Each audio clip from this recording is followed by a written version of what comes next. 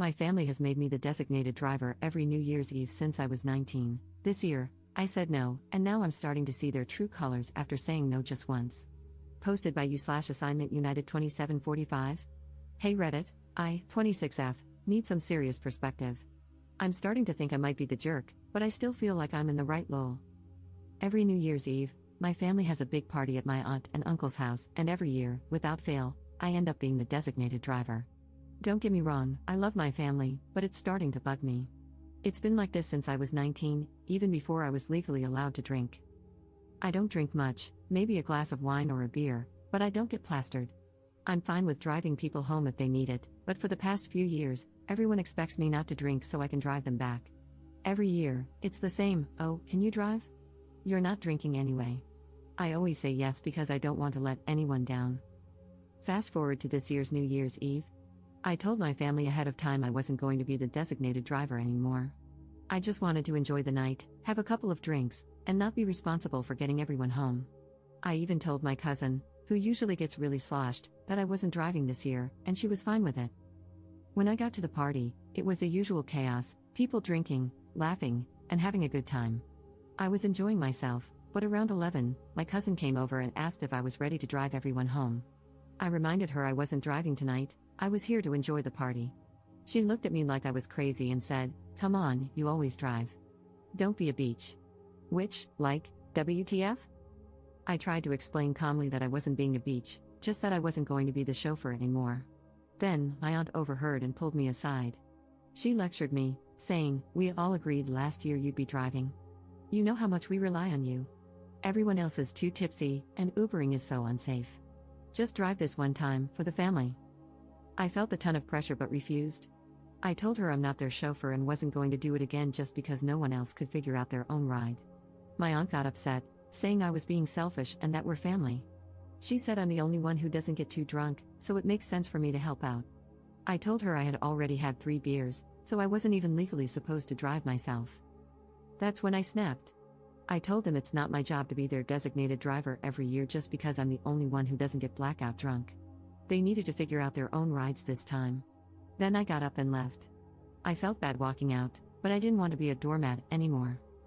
I spent the rest of New Year's Eve at home, watching Netflix and eating leftover pasta with my boyfriend. My family texted me, calling me dramatic and selfish, saying I ruined the night. They said I was being super sensitive and that everyone was disappointed in me. Everyone's demanding an apology out of me now. And by the way, I got home perfectly safe by Uber. But anyway, Reddit, am I the jerk here? Relevant comments. Commenter. You are not the jerk. Your family is gross. But why didn't your boyfriend spend New Year's Eve with you? Ops response. He's a nurse and had a shift that overlapped with the party. He could have potentially come, but he was exhausted and wanted to go straight home to take a shower while he waited for me to get back. Another reason I didn't want to be the designated driver was that I didn't want to stay out too late because I wanted to see my boyfriend. Commenter 2. Well, I agree wholeheartedly with the Redditor who said you should spend New Year's Eve someplace else. What your auntie did was incredibly entitled and disrespectful. Clearly, you did not agree to be the driver. She and your other drunk relatives decided that you would be the driver.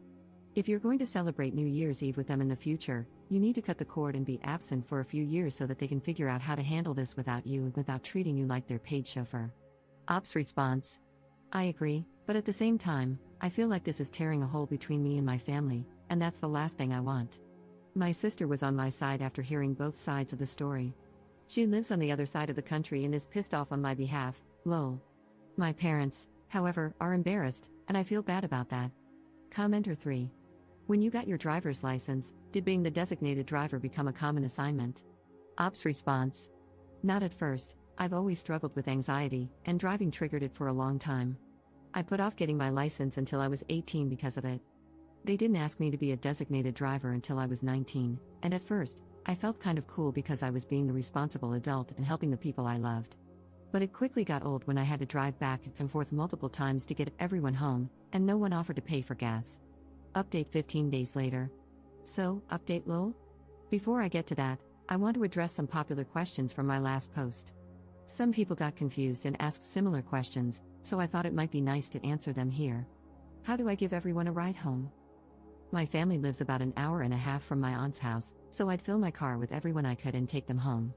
The next day, they take their spouses' cars to pick up the ones they left. Stupid, I know. How did I get home? I got an Uber. Why was my cousin asking to leave at 11? She was drunk and probably had no idea what time it was. My aunt overheard me getting a little upset and pulled me aside, which sparked everything. Now, the update. I ended up sending a text to our family group chat, including those who didn't make it to the party but heard about what happened. I'll copy and paste what I said here. Hey everyone, I'm not going to apologize for what happened on New Year's Eve. I told you all well in advance that I wasn't going to be the designated driver this year, and I expected you to respect that. I'm not anyone's personal chauffeur, and I'm done being treated like I'm responsible for everyone else's lack of planning. When cousin's name called me a beach for not driving, that was uncalled for. And aunt's name, lecturing me about being selfish and ruining the night because I chose to enjoy myself instead of taking on that responsibility again? I love you all, but I can't be your punching bag anymore. I'm not going to keep letting myself be the one who sacrifices for everyone else's convenience. I've done it for years, and I'm done. Next year, I think I'll be spending New Year's somewhere else. I wish you all safe rides home and hope you'll be able to figure something out. I'll be taking some space from everyone and hope you will understand. I then made the painful decision of blocking my parents, who have been calling me terrible names and making me feel like complete crap since this happened. I never realized how dark my childhood was with all the gaslighting. My parents are probably the reason I have such severe anxiety. My sister and brother are on my side and equally pissed off at our family, so I still have them at least. I really do want to thank you all. I've always known something was off with my family, but I never realized how much I was taken for granted, how unloved I felt, until now. Thank you for helping me realize that I'm worth more. And to end on a positive note, my boyfriend is now my fiancé. A few days after my post, he proposed. His original plan was to take me to see some cutesy light displays in our town after I got home and propose there, which made my heart melt a little since I knew he was so tired after working lol, but when he saw me walking crying, he read the room and switched things up. When I was feeling better, he took me to dinner and proposed there. I have no idea how the wedding will go or if my parents will be there, but I'm excited to spend it with the people who love and appreciate me. Relevant comments. Commenter. Did anyone respond to the text? Ops response. I don't know. I blocked everyone who went to the party or asked me to be the designated driver, and then I removed myself from the conversation.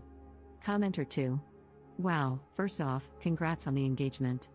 It sounds like your fiancé is a keeper, he's got that perfect read the room and propose when the vibes are right energy. Honestly, your text to the group chat was iconic. That's some real main character energy right there, setting boundaries and refusing to be everyone's unpaid Uber anymore. I'm glad you stood your ground, you deserve better than being treated like a backup plan for their poor planning. The fact that your parents doubled down with the gaslighting just proves you made the right call by blocking them for now. That's a tough move, but it sounds like you're finally putting yourself first, and that's huge. And shout out to your siblings for having your back, sounds like you all are the real MVPs of the family. As for the wedding, focus on the people who truly support you. You've already got your siblings and fiancé in your corner, and that's a solid squad. The rest can figure themselves out. You're starting this new chapter surrounded by love, and honestly, that's all that matters. Ops response. He's the best, he's always had my back with my family. He wanted to come with me to the party to support me because he thought they might act up, but I knew he'd be tired after working, so I told him not to worry about it. He also helped me write this post and has been reading all of your comments, lol, and he says hi. Commenter 3. Congratulations on everything. Please let your parents know that they are uninvited to your wedding until further notice.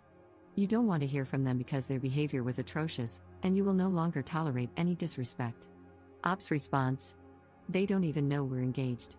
I posted it on my Instagram, but they no longer have access to that or my number.